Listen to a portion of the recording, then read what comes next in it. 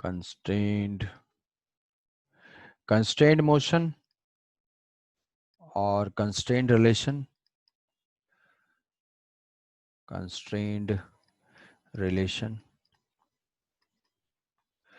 तो what is the constraint relation और constraint motion और constraint equation? So constraint equation relates the acceleration, velocities or position of two moving objects. Two और more than two moving objects, कि दो या दो से ज्यादा अगर कोई भी ऑब्जेक्ट हो, अगर वो मूव करते हैं तो उनके एक्सेलरेशन को ये इक्वेशन रिलेट करता है कि एक का एक्सेलरेशन दूसरे के एक्सेलरेशन से कैसे रिलेटेड है। सिंपल सा कांस्टेंट इक्वेशन स्टार्टिंग में हमने अप्लाई किया था जब कुछ महीने पहले, कि ऐसे जो है दो ब्लॉक अगर मूव कर रहे हैं और इसका मास अगर m1 है m2 है, तो हम इसका एक्सेलरेशन हम ऐसे मान लिया करते थे, मान लिया कि इसका एक्सेलरेशन a1 है और इसका एक्सेलरेशन a2 है, और हम ये चीज देखते थे कि दोनों एक साथ मूव कर रहे हैं, तो a1 is equal to a2 is equal to a, ये क्या है, एक तरह का सिंपल कंस्ट्रेंट इक्वेशन है। तो ऐसे केस में तो हम डायरेक्ट लिख पा रहे थे, ऐसे जो है एक पुली ब्लॉक होता था, पुली के ऊपर से ब्लॉक जा रहा होता था, यहाँ पे एक ब्लॉक है, तो ये भी लिख देते थे कि अगर ये मान लो हमने इसका एक्सेलरेशन ऐसे मान लिया कि इसका एक्सेलरेशन अपवर्ड है a1, इसका एक्सेलरेशन a2 है डाउनवर्ड, तो अगर सेम ही स्ट्रिंग से कनेक्टेड है तो ये जितना ऊपर शिफ्ट होगा उतना ही ये नीचे आएगा, तो यहाँ पे भी a1 is equal to a2 is equal to a। तो ये सारे जो है कंस्ट्रेंट के सिंपल वाले एग्जांपल्स थे जिसमें डायरेक्ट हम देख पा रहे थे। बट कई सारी जगह पे इतना डायरेक्ट नहीं है, तो वहां पे हमें स्पेशल मेथड्स की जरूरत पड़ेगी, जिसको हम यहाँ पे डिस्कस करेंगे। तो कंस्ट्रेंट को हम 3 कैटेगरी में डिवाइड कर सकते हैं। क्या ये कैटेगरी कोई यूनिवर्सल कैटेगरी है? नहीं। एक और बार डेफिनेशन के साथ बता सकते हैं? क्या क्या एक डेफिनेशन? और बार डेफिनेशन बता सकते हाँ, हैं? Constraint equation relates the acceleration of two or more than two moving objects. Constraint equation relates the motion of two or more than two moving object. तो रिलेट्स मोशन के ब्रैकेट में लिख सकते हो position, velocity and acceleration. The constraint equation relates the motion of two or more than two moving objects. Motion के साथ bracket में position, velocity and acceleration, किसी भी चीज को हम रिलेट कर सकते हैं। तो हम इसको कैटेगराइज कर सकते हैं टाइप्स में। ये क्या कोई हार्ड एंड फास्ट कोई रूल्स नहीं है, हमने प्रॉब्लम के बेसिस पे इसको बनाया है। तो पहला है कि अगर स्ट्रिंग से कनेक्टेड होंगे तो स्ट्रिंग कंस्ट्रेंट उसको बोलेंगे, स्ट्रिंग कंस्ट्रेंट। दूसरा जो है दूसरे टाइप का हो जाएगा हमारा पुली और ब्लॉक कंस्ट्रेंट, पुली और ब्लॉक कंस्ट्रेंट। तीसरा होगा हमारा वेज कंस्ट्रेंट, वेज मतलब incline plane, wedge non wedge वाला नहीं, ये वेज कंस्ट्रेंट। तो इंक्लाइन प्लेन या ब्लॉक कंस्ट्रेंट, या इसको हम बोलते हैं रिजिड बॉडी कंस्ट्रेंट भी बोलते हैं, रिजिड बॉडी कंस्ट्रेंट। उसके बाद फोर्थ कैटेगरी में कोई जनरल एग्जांपल लेंगे जहाँ पे बेसिक कॉमन सेंस से हम दोनों के एक्सेलरेशन को रिलेट करेंगे। तो सारा जो है वो, तो इसमें एक दो अप्रोच देखेंगे, बट एक आध जो है जो कि फिक्स हमें बार बार यूज करना है।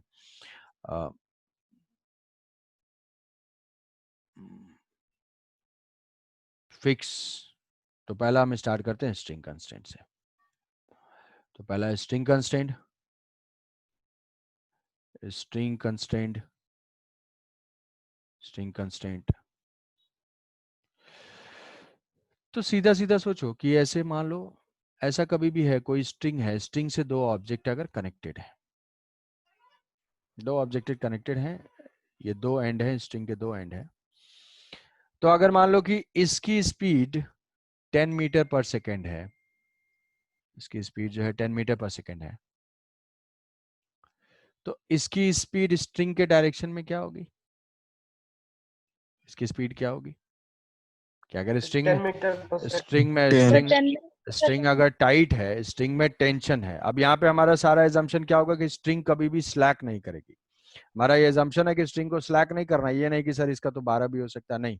स्ट्रिंग में अगर टेंशन है, स्ट्रिंग थ्रू आउट अगर टेंशन है, तो अगर ये दो पॉइंट्स अगर मूव कर रहे हैं, जो भी दो पॉइंट्स कनेक्टेड हैं, तो ऑब्वियसली इसकी स्पीड भी 10 मीटर पर सेकेंड होगी, 10 मीटर पर सेकेंड होगी। क्या इस डायरेक्शन में स्पीड हो सकती है? इस डायरेक्शन में स्पीड हो सकती है, हमें उससे कोई मतलब नहीं है, ये ऐसे भी जा सकता है, ऐसे भी जा सकता है। प्रोवाइडेड क्या है कि ये स्ट्रिंग स्लैक अगर नहीं कर रही है तो इसकी लेंथ जो है चेंज नहीं कर रही है, इसके जो दोनों पॉइंट हैं वो लेंथ चेंज नहीं कर रही है। तो अगर लेंथ चेंज नहीं कर रही है तो लेंथ कांस्टेंट है। अगर लेंथ कांस्टेंट है तो क्या बोल सकते हैं कि दोनों पॉइंट्स की, ध्यान से सुनोगे, कि दोनों पॉइंट्स की जो वेलोसिटी है अलोंग द लेंथ वो सेम होनी चाहिए। Velocity of yes both sir. the ends of a string must be equal along the length। मतलब कि क्या है कि अगर ये दोनों पॉइंट्स अगर मूव कर रहे हैं और स्ट्रिंग स्लैक नहीं होना है तो दोनों पॉइंट की वेलोसिटी अलोंग द लेंथ वाली वेलोसिटी सेम होनी चाहिए। Component of velocity along the length. तो इन जनरल हम ऐसे बोल सकते हैं भाई कि अगर मान लिया कि कुछ जनरल दिया हुआ है कि इसकी जो है स्पीड है v1, इसकी स्पीड v1 है, इसकी स्पीड v2 है, ये एंगल थीटा 1 है, ये एंगल थीटा 2 है, और ये हमारे स्ट्रिंग कनेक्टेड है। तो क्या बोलेंगे कंस्टेंट, स्ट्रिंग कंस्टेंट क्या है कि velocities of both the ends along the string must be same। velocity of both ends along the string must be same। यही है हमारा कंस्टेंट कि ये चीज फॉलो होना चाहिए। अगर मूव कर रहे हैं तो ये चीज हमेशा फॉलो होगी। तो v1 cos theta 1 is equal to v2 cos theta 2। तो यहां से हम कंस्टेंट रिलेशन क्या लिखेंगे भाई, v1 cos theta 1 is equal to v2 cos theta 2। कि वेलोसिटी अलोंग द स्ट्रिंग हमें इक्वेट कर देना है। दो एंड की वेलोसिटीज अगर हमें नोन है तो वेलोसिटीज अलोंग द लेंथ क्या करना है, इक्वेट करना है। तो ये हमने क्या किया, velocity along the length equate कर दिया। जैसे कि एग्जांपल में इसको अप्लाई कर लेते हैं। जैसे मान लो यहाँ पे एक वायर है, इस वायर में एक ये रिंग कनेक्टेड है, और ये रिंग से एक स्ट्रिंग है जो कि इस पुली से पास होता हुआ ऐसे जा रहा है। ये पुली से पास होता हुआ जा रहा है और इसके ऊपर से ये ऐसे एक ब्लॉक भी कनेक्टेड है, ये है। अब ये एंगल मान लिया कि थीटा है, ये एंगल मान लिया कि 30 डिग्री है, 30 डिग्री है, और ये ब्लॉक जो है जा रहा है वो 10 मीटर पर सेकेंड से, 10 मीटर पर सेकेंड से। ये जो है ये वायर है और ये जो रिंग है वो रेस्ट्रिक्टेड है इसी के लॉन्ग मूव करने के लिए। ठीक है, रेस्ट्रिक्टेड है, ऐसे ऐसे कहीं भी नहीं मूव कर सकता है। मतलब इस पॉइंट की वेलोसिटी की डायरेक्शन किधर होगी, हॉरिजॉन्टल, वायर के लॉन्ग। कभी भी ये ब्लॉक मूव करेगा तो ये जो रिंग है वो ऐसे ऐसे ही अलोंग द स्ट्रिंग मूव कर सकता है। तो हम देखेंगे कि भाई अगर ये कंस्टेंट है तो यहाँ पे स्ट्रिंग का ये एंड और स्ट्रिंग का ये एंड दोनों की वेलोसिटी हमें नोन है। इस डायरेक्शन से जितनी वेलोसिटी होगी उतना ही स्ट्रिंग के लेंथ की वेलोसिटी होनी चाहिए। हमने क्या देखा कि अगर हमेशा जो है टेंशन मेंटेन्ड है तो velocity along the length of string must be same. तो वेलोसिटी हम इसमें देखते हैं यहाँ पे 10 मीटर पर सेकंड, तो ये डाउनवर्ड ही है। तो इस एंड की वेलोसिटी क्या है, 10 मीटर पर सेकंड, और वो अलोंग द लेंथ ही है। यहाँ पे इसकी वेलोसिटी स्ट्रिंग के लेंथ के अलोंग नहीं है, किसी और डायरेक्शन में है। तो हम क्या करना पड़ेगा, फाइंड करना पड़ेगा अलोंग द लेंथ स्ट्रिंग क्या है, v cos 30 degree, v cos 30 degree, और इसके परपेंडिकुलर डायरेक्शन में होगा v sin 30 degree. From string constant हम ये मेंटेन कर सकते हैं कि जो v cos 30 डिग्री होगा that is equal to 10 cos 30 degree √3/2, √3/2 is equal to 10, so v is equal to 20/√3। क्या बात आई समझ में? What is the speed of this end is 20/√3 metre per second. 20/√3 इसमें सर, हाँ भाई बताओ। सर ये जो बी से सर मूव कर रहा है, वो एक्चुअली उसका सर कंपोनेंट नहीं है, वो स्ट्रिंग का कंपोनेंट है, या जो बी मूव कर रहा है उसका जो कंपोनेंट है वो स्ट्रिंग का वेलोसिटी है? इस एंड की, जिस एंड पे ये रिंग कनेक्टेड है, स्ट्रिंग के इस एंड की वेलोसिटी हॉरिजॉन्टल है, स्ट्रिंग के अटैच्ड है ना वहां पे उससे। तो जो रिंग की वेलोसिटी होगी वही स्ट्रिंग के एंड की वेलोसिटी होगी। तो स्ट्रिंग के उस एंड की वेलोसिटी v है और हॉरिजॉन्टल है, स्ट्रिंग के इस एंड की वेलोसिटी 10 है जो कि डाउनवर्ड है, और दोनों की वेलोसिटीज को हमें इक्वेट कर देना है। ठीक है, सर मतलब सिस्टम कुछ भी हो, हम लोग को लास्ट में देखना है उसका वेलोसिटी कितना है, वेलोसिटी अलोंग द स्ट्रिंग का लास्ट में। Velocity along the string, yes. Yes sir.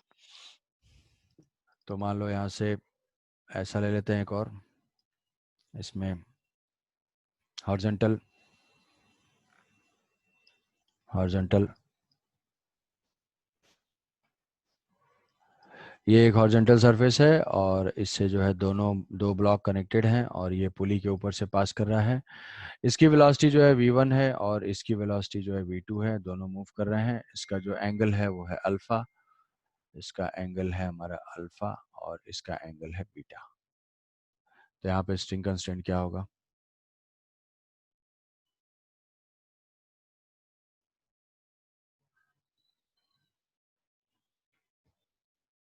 समझो तो वेलोसिटी निकालना है। v1 find the relation between v1 and v2. v2 cos alpha hmm is equal to minus इस एंड की वेलोसिटी हम क्या कर रहे हैं? Velocity along the length equate करना है। तो इस एंड की वेलोसिटी वही होगी जो ब्लॉक की वेलोसिटी होगी, इस एंड की वेलोसिटी वही होगी जो सर इस ब्लॉक की। v1 cos alpha equal to v2 cos beta। हाँ, तो यहाँ से क्या करेंगे? इस एंड की वेलोसिटी हमने ले लिया, ये एंगल हमें पता चल गया बीटा। तो along the length of string क्या हो जाएगी? Along the length of string ये हो जाएगा v1 cos बीटा, ये हो जाएगा v1 cos बीटा, ये होगा v1 cos बीटा,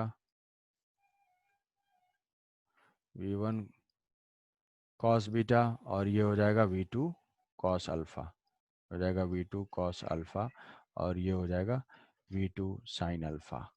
इसका कंपोनेंट जो है वो हो जाएगा v1 sin बीटा।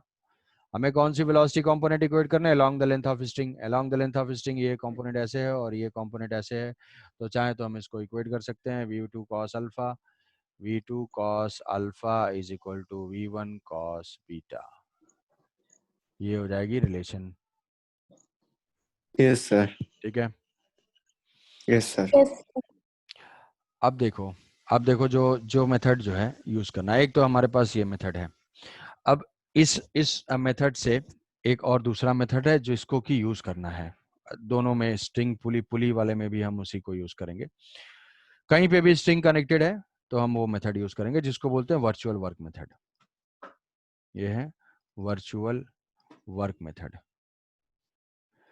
तो वर्चुअल वर्क मेथड क्या है? वर्चुअल वर्क हम लिखते हैं कि जितने भी मूविंग पार्ट्स हैं वर्चुअल वर्क में, work done by tension all the moving part will be equal to 0. Work done by tension on all the moving parts is equal to 0. मतलब summation of total work done by tension is equal to 0. यही है virtual work method. अब ये virtual work क्या होता है ये सब वर्क पावर एनर्जी में हम लोग पढ़ेंगे। बस वर्क की डेफिनेशन क्या होती है? जो वर्क डन होता है that is equal to force dot displacement F dot D S, या क्या लिखेंगे? F D S cos theta. Dot product होता है वर्क डन, फोर्स का डिस्प्लेसमेंट के साथ डॉट प्रोडक्ट। तो यहाँ पे अगर वर्चुअल वर्क लिखते हैं तो हम लिखेंगे एफ डॉट एक्स, मतलब यहाँ पे टेंशन डॉट एक्स, एक्स क्या है? डिस्प्लेसमेंट, इज इक्वल टू 0 करना है। टेंशन डॉट एक्स डिस्प्लेसमेंट 0 करना है। इसी इक्वेशन को हम डिफरेंशिएट कर देते हैं, इसको डिफरेंशिएट कर देते हैं। अब स्ट्रिंग में टेंशन तो कांस्टेंट है, डिफरेंशिएट कर देंगे तो यही हमारे पास मिल जाएगा। टेंशन डॉट वेलोसिटी भी क्या हो जाएगा? 0। डिफरेंशिएट करेंगे, किसी स्ट्रिंग की टेंशन तो है भाई, जब वो पोजीशन चेंज कर रहा है टाइम के साथ देखेंगे तो वेलोसिटी भी चेंज कर रहा होगा। इधर बाई dt करेंगे, इधर बाई dt करेंगे, 0 का 0 रहेगा। t डॉट v, या इसी को हम लिख सकते हैं t डॉट a 0 हो जाएगा। मतलब जिसके बीच में भी हमें रिलेशन फाइंड करना है और स्ट्रिंग इन्वॉल्व है वहां पे tension dot displacement, tension dot velocity और टेंशन डॉट एक्सेलरेशन को 0 करना है, जिसको बोलते हैं वर्चुअल वर्क मेथड। तो अब इसको हम लोग अप्लाई कर देते हैं मान लो वेलोसिटी पे। ये ध्यान रहे कि ये हो जाएगा cos थीटा। बताओ किसी को कुछ डाउट हो रहा है तो। सर इसको एक और बताएंगे virtual work method. Virtual work method में हमें करना ये क्या वाला होता है? मेथड थोड़ा समझ में नहीं आया। समझ में अप्लाई करने पे आएगा ना, रुको। वर्चुअल वर्क मेथड ये होता है कि जो भी टेंशन एक्ट कर रहा है, जितने भी स्ट्रिंग से कनेक्टेड है, तो ऑब्जेक्ट्स के ऊपर टेंशन एक्ट कर रहा है, तो हमें क्या करना है? टेंशन का वर्क डन 0 करना है। टेंशन का वर्क डन 0 करना है।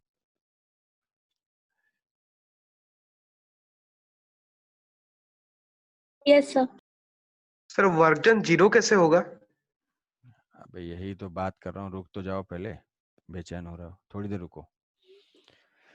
तो यहाँ पे मैंने लिख दिया, तुम मानो ये कि ये लिखा हुआ है tension T dot work done जो डिफाइंड है वो होता है फोर्स इनटू डिस्प्लेसमेंट, तो जो DW है वो हो जाएगा F dot D S is equal to 0। F dot D S है वर्क डन, तो यहाँ पे हो जाएगा फोर्स डॉट डिस्प्लेसमेंट, तो वो डॉट प्रोडक्ट क्या हो जाएगा F into D S into cos theta. अब हम वही वाला क्वेश्चन लेते हैं जो स्ट्रिंग वाला लिया है, स्ट्रिंग वाला लिया है यहाँ पे। तो स्ट्रिंग यहाँ से ये कनेक्टेड था, स्ट्रिंग कनेक्टेड था।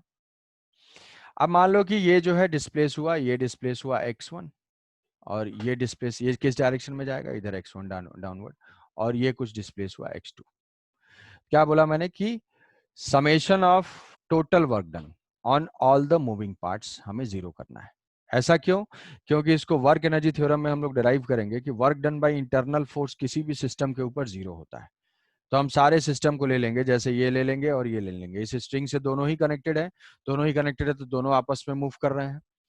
तो दोनों जब आपस में मूव कर रहे हैं तो टेंशन का वर्क डन इसका और इसका net summation net work done 0 होगा। मतलब क्या करना है, इसके ऊपर पहले टेंशन दिखाएंगे, टेंशन टी, पहले इसको सुन लो ध्यान से, बेचैन मत हो, ध्यान से इसको सुन लो। पहले ये स्ट्रिंग कनेक्टेड है, यहाँ पे टेंशन की डायरेक्शन ऐसे होगी, यहाँ पे टेंशन की डायरेक्शन ऐसे होगी, ये डिस्प्लेस जिस डायरेक्शन में जाएगा वो डिस्प्लेसमेंट हम दिखा देंगे, ये होगा ऐसे, ये एंगल है मान लो थीटा, और यहाँ पे इसका डिस्प्लेसमेंट ऐसे होगा, टेंशन की डायरेक्शन ऐसे है। तो work done, net work done हमें फाइंड करना है। तो क्या होगा यहाँ पे वर्क डन, टी डॉट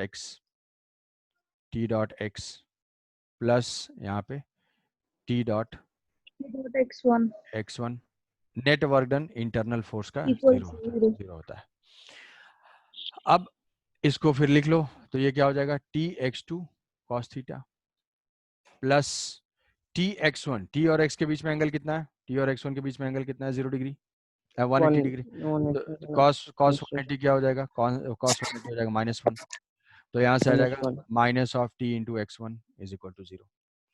तो अब यहाँ से T कॉमन ले लेंगे, T कॉमन ले लेंगे, x2 cos theta minus x1 is equal to 0।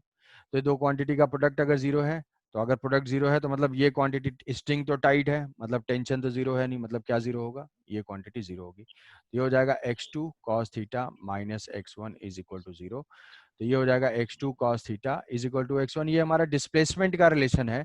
और अगर हम इसी को डिफरेंशिएट कर देते हैं तो v2 cos theta is equal to v1। फिर से अगर इसी को डिफरेंशिएट कर देते हैं तो क्या हो जाएगा, a2 cos theta A2 cos theta equals to A1. Is equal to a1। तो टेंशन, इसको बोलते हैं virtual work method. Virtual work method का मतलब है कि हम टेंशन का टोटल वर्क डन फाइंड कर रहे हैं, टेंशन का वर्क डन फाइंड कर रहे हैं। टेंशन का हमेशा वर्क डन किसी भी सिस्टम के ऊपर 0 होगा। थोड़ा सा एक्सप्लेन कर दे रहा हूं, बाकी हम लोग डिटेल में डिस्कशन करेंगे इस पे वर्क पावर एनर्जी चैप्टर में। कि मान लो कि ये मूव कर रहा है, ये सिस्टम एनर्जी गेन कर रहा है। एनर्जी गेन क्यों कर रहा है, मान लो ग्रेविटी फ्री स्पेस है, ग्रेविटी फ्री स्पेस है, वैक्यूम है बिल्कुल, तो क्या ये ब्लॉक अपने आप से मूव करके एनर्जी गेन कर पाएगा, बोलो? अपने आप से अगर मान लो, अपने आप से तो होगा नहीं। मतलब टेंशन जो है, टेंशन एज सच किसी सिस्टम के ऊपर वर्क करके उसको एनर्जी नहीं गेन करा सकता है। इसीलिए हम बोलते हैं कि वर्क डन तो टेंशन का है, बट वो वर्चुअल वर्क है। यहाँ पे टेंशन का वर्क डन में फील होता है, बट वो वर्चुअल वर्क है, तो वो वर्चुअल वर्क डन 0 होता है। आगे हम इसको डिराइव करेंगे कि work done by internal force on any system will be 0। तो यहाँ पे अगर हम ये दो सिस्टम लेते हैं तो ये जो टेंशन हो जाता है वो इंटरनल वर्क डन बन जाता है, इंटरनल फोर्स बनता है। तो इंटरनल फोर्स का वर्क डन हमेशा 0 होगा। उसी पॉइंट को हम यूज कर रहे हैं कि work done by tension, work done by tension on all the moving parts is 0। जितने भी पार्ट मूव कर रहे हैं सबको हम T dot x, T dot x, T dot x या टी डॉट वी या टी डॉट ए, क्योंकि सेम इक्वेशन मिलना है, डिफरेंशिएट करके हम फाइंड कर सकते हैं।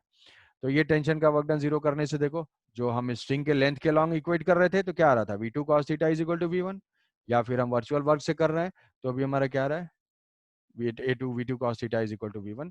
ऐसे हमको सॉल्व करना है। अब बताओ क्या पूछ रहे हो?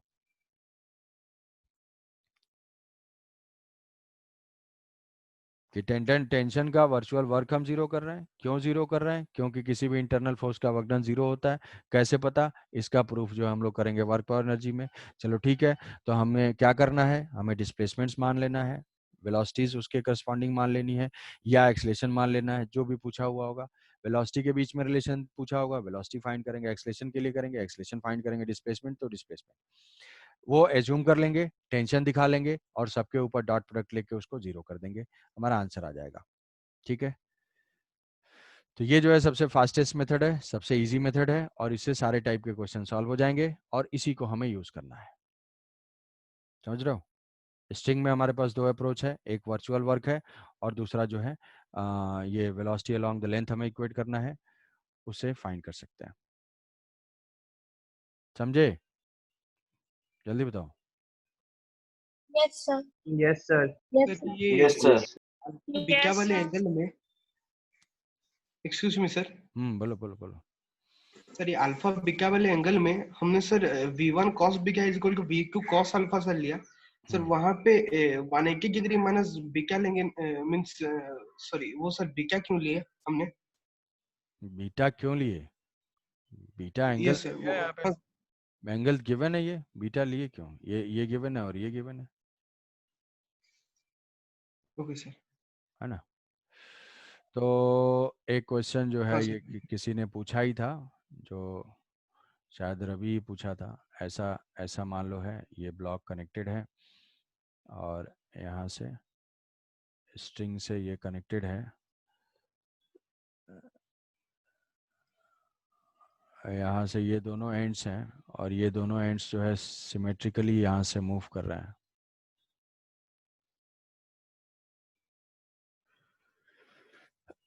ये एंगल जो है, मान लिया ये एंगल थीटा है, ये एंगल थीटा है, ये दोनों एंड को अगर कांस्टेंट स्पीड u से जो है मूव करा जा रहा है, u से डाउनवर्ड डायरेक्शन में कांस्टेंट स्पीड से, दोनों सिमेट्रिकल हैं, बिल्कुल एग्जैक्टली जो ब्लॉक है वो बिल्कुल मिडिल में है, सिमेट्रिकल है। तो हमें फाइंड करना है what is the speed of this block, इस ब्लॉक की स्पीड फाइंड करनी है जो अपवर्ड डायरेक्शन में, और ये बोल सकते हैं find the relation between u and v। तो सारे मूविंग पार्ट्स मैं अप्लाई करता हूं, तुम सोचते रहो थोड़ा। क्या करेंगे?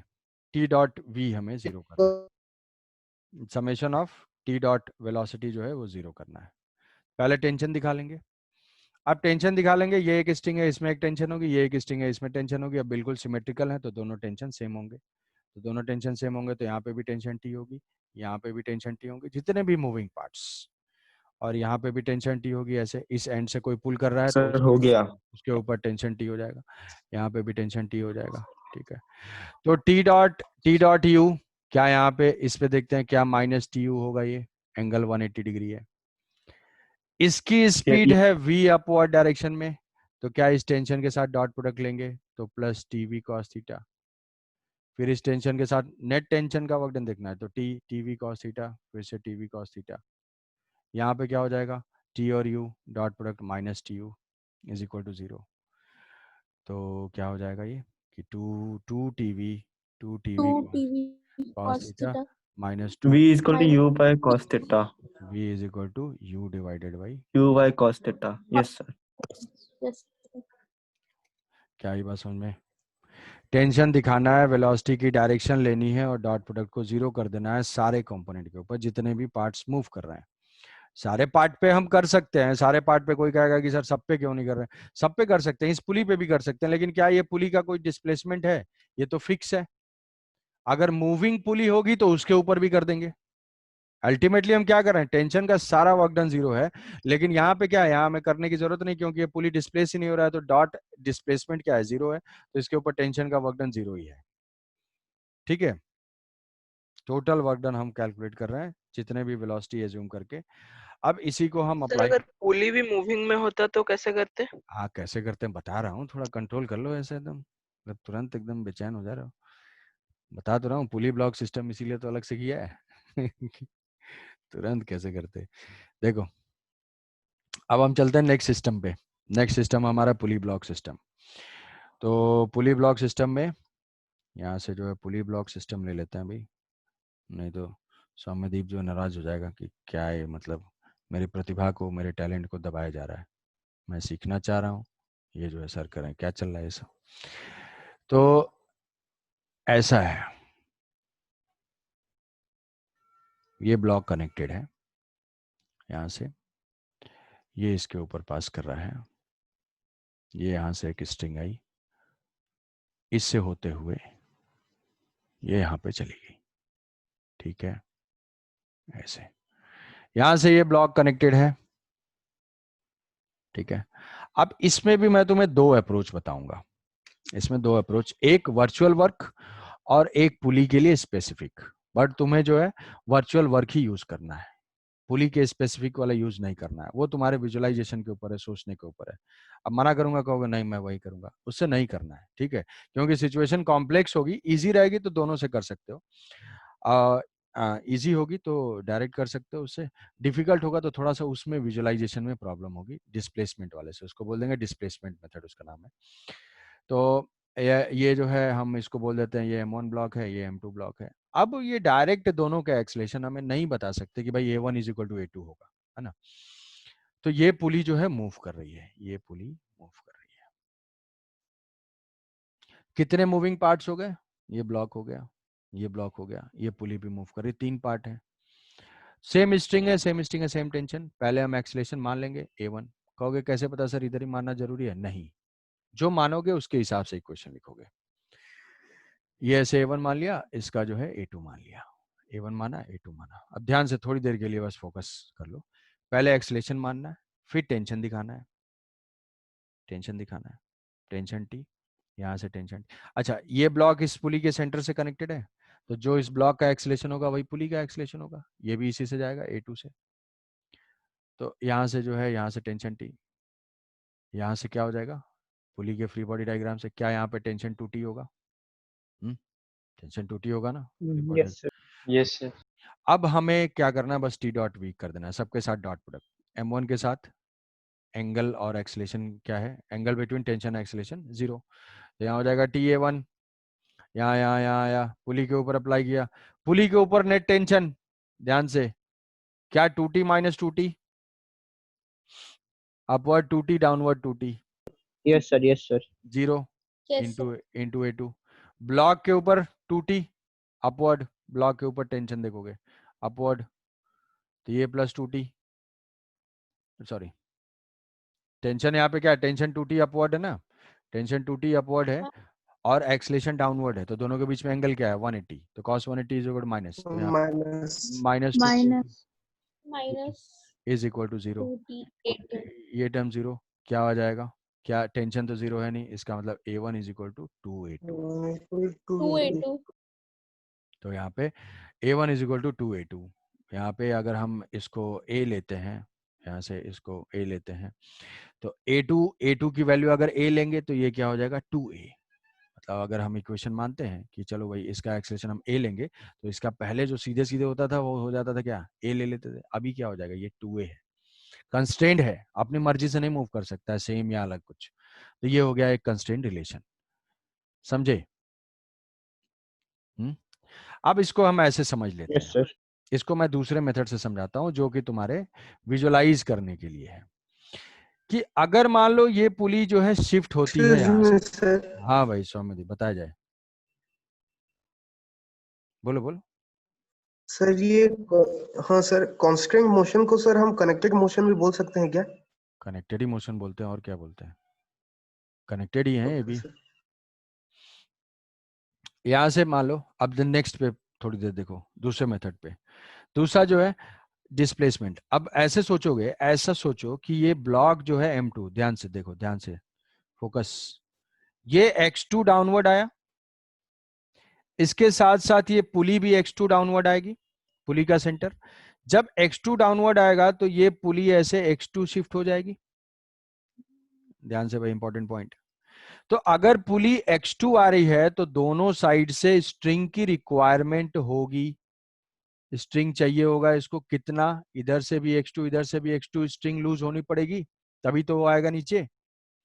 तो अगर दोनों साइड से X2 स्ट्रिंग की रिक्वायरमेंट है, बट यहां से तो स्ट्रिंग आएगी नहीं, यहां से तो फिक्स है, वो स्ट्रिंग कहां से आएगी, वो स्ट्रिंग जो है इसके डिस्प्लेसमेंट से फ्री होगी। तो ये जो कुछ डिस्प्लेस हो रहा है, कितना डिस्प्लेस होगा, अगर ये X2 डिस्प्लेस हुआ है तो ये कितना डिस्प्लेस होगा 2X2।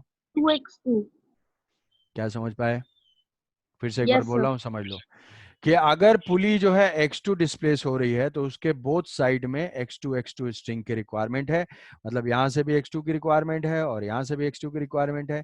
इस केस में ये एंड तो फिक्स है, ये मूव कर नहीं सकता। ये रिक्वायरमेंट कहां से फुलफिल होगी? m1 के डिस्प्लेसमेंट से। तो m1 को कितना डिस्प्लेस होना होगा? 2x2। मतलब अगर हम m1 के डिस्प्लेसमेंट को मानते हैं कि m1 का डिस्प्लेसमेंट x1 है और इसका डिस्प्लेसमेंट x2 है, तो क्या रिलेशन होगा? m1 का जो डिस्प्लेसमेंट है वो 2x2 के बराबर होगा। इसी को डिफरेंशिएट कर देंगे, v1 is equal to 2v2 हो जाएगा। इसी को डिफरेंशिएट कर देंगे, a1 is equal to 2a2 हो जाएगा, जो कि हमने वर्चुअल वर्क से फाइंड किया था। ठीक है, समझे? दोनों तरीके समझ गए? Yes sir. हाँ, यस यस सर। बस इतना बहुत है। तो सर और एक क्वेश्चन। हाँ हाँ, और एक क्वेश्चन यहाँ से ऐसे मान लेते हैं कि ये ऐसे कनेक्टेड है कुछ, ये कनेक्टेड है, ये कनेक्टेड है, जल्दी से बताओगे भाई। ऐसे है और ये यहाँ पे अभी मान लेते हैं ऐसे फिक्स्ड है, ऐसा फिक्स्ड है, अभी ऐसे ले लेते हैं। तो find the relation between acceleration of this two, या ऐसे दे दिया कि अगर इसका एक्सेलेरेशन जो है 4 मीटर पर सेकेंड स्क्वायर है, तो what is the acceleration of this block? ये ब्लॉक अगर ए है, ये ब्लॉक बी है, तो what is the acceleration of this block and its direction? Direction इसकी क्या करना है? वर्चुअल वर्क में दिखा देना टेंशन, टेंशन तो यहाँ से जो है टेंशन दिखा दिया इस पे टी, पहले टेंशन मार्क कर देना, यहाँ पे भी टेंशन टी है। यहाँ 8 मीटर पर सेकंड स्क्वायर। हाँ, यहाँ पे टेंशन क्या हो जाएगा? यहाँ टेंशन डिवाइड हो जाएगा क्या? यहाँ टेंशन t/2 होगा, यहाँ टेंशन t/2 होगा, यहाँ टेंशन क्या हो जाएगा? यहाँ टेंशन t/2 होगा। इसका एक्सलेशन हम किधर मान सकते हैं? किधर भी मान लेते हैं। किसी को डाउट है भाई? अपवर्ड मान लूंगा सर मैं, मान लो मैंने अपवर्ड मान लिया ए मान लिया। अब टी डॉट एस देखो, मूविंग पार्ट वाले पे देख लो, ऊपर टी है नीचे भी टी है, तो नेट तो जीरो ही हो जाना है, तो इसको छोड़ देते हैं। यहाँ से देख लेते हैं क्या, t/4, यहाँ पे क्या है, t/a, जैसा हमने डायरेक्शन माना है, plus t/2 into A is equal to 0। तो यहाँ से टेंशन तो 0 है नहीं, ये कैंसिल आउट हो जाएगा। ए की वैल्यू क्या आएगी? ए की वैल्यू आ जाएगी -8। माइनस सर क्या बता रहा है कि हमने जो एज्यूम किया है एक्चुअल में उसके अपोजिट डायरेक्शन आ रहा है। इसको उल्टे डायरेक्शन में होगा। ये डायरेक्शन जो है 8 मीटर पर सेकंड स्क्वायर से ये मूव कर रहा है। आई बात समझ में? Yes sir. तो यस सर। अगर समझ में आ गई है तो एक क्वेश्चन देता हूँ, उसका आंसर एक्सपेक्ट करूंगा तुरंत। कि ये पुली है और ये है और यहाँ से ये है और यहाँ से ये ब्लॉक कनेक्टेड है। ये ब्लॉक 2 मीटर पर सेकेंड से ऊपर जा रहा है, 2 मीटर पर सेकेंड से, और ये ब्लॉक जो है वो 1 मीटर पर सेकेंड से ऊपर जा रहा है इस मोमेंट पे। और ये पुली यहाँ से अगर फिक्स्ड है तो यहाँ पे जो ब्लॉक कनेक्टेड है, ये ब्लॉक बोल देते हैं ए और ये बी और ये C. What is the magnitude and direction of velocity of C? जल्दी बताओ, what is the magnitude and direction of C?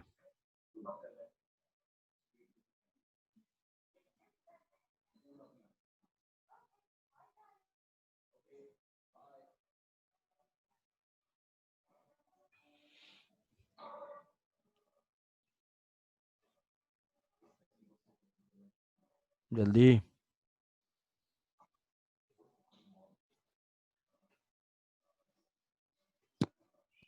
5 sir sir 5 metre per 5 second metre per second downward. Yes sir 5 downward. Downward. देखते हैं। यहाँ पे इन्होंने पहले tension mark कर देना, यहाँ पे टेंशन मैंने मार्क कर दिया टी, सेम स्ट्रिंग में टेंशन हो जाएगा टी, सर यहाँ ए पे equal to tension, -5 metre per second. यहाँ से 2t, यहाँ से टेंशन हो जाएगा तो यहाँ से 2t हो जाएगा।